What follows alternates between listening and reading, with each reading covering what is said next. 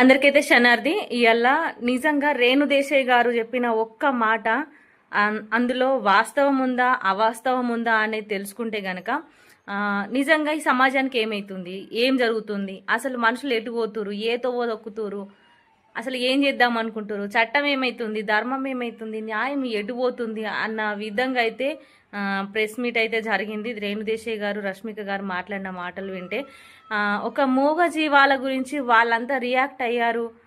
ఒక విలేకరి ఏదో మాట్లాడిండు అని చెప్పేసి ఆడ పెద్ద గొడవ అయితే అయింది. కానీ అసలు ఈ సమాజంలో ఏమైతుంది, అసలు మానవత్వం బతుకుందా, ఈ మానవత్వం అనేది అసలు ఈ భూమి మీద ఉంటుందా, పోతుందా, చచ్చిపోతుందా, అసలు దాన్ని బతికించేది ఎవడు, అసలు ఏమైపోతుర్రు?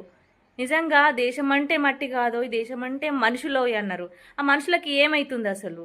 కనీసము ప్రాణమున్న ప్రతి జీవి అన్నిటికీ సమానమే. ప్రాణమున్న ప్రతి జీవిని మనం ఎందుకు తీసేయాలి, దేనికి తీసేయాలి, ఎందుకు తీసేయాలి? అసలు ఇవాళ అన్ని కుక్కలను ఇన్సులెన్స్ ఇచ్చి చంపేస్తే అసలు ఏమనుకుంటారు? కళ్ళ ముందు ప్రాణాన్ని తీసేసుడు అంత ఈజీనా, అంత ఆషామాషీనా? ఏం చట్టాలయ్యా, ఏం చదువుకుంటున్నారు అసలు?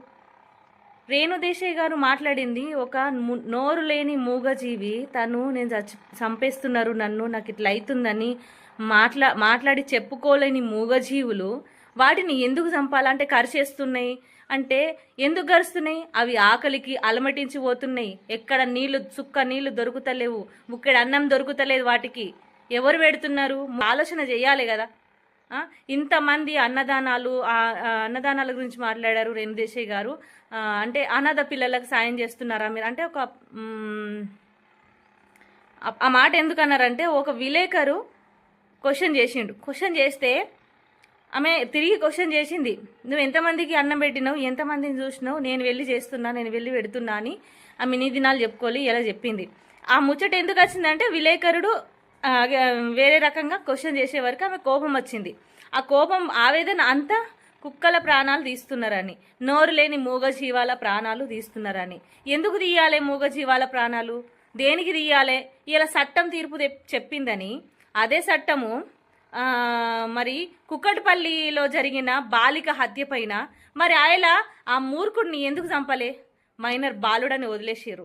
మైనర్ బాలుడు మళ్ళీ చదివియాలి, మళ్ళీ మార్చాలి, మంచి బుద్ధులు చెప్పాలి. బాలుడిని ఎందుకు చంపుతాము? చట్టంలో అట్లా లేదు. ఏ చట్టం చెప్తుంది అయ్యా నిజంగా ప్రాణాలు తీయమని?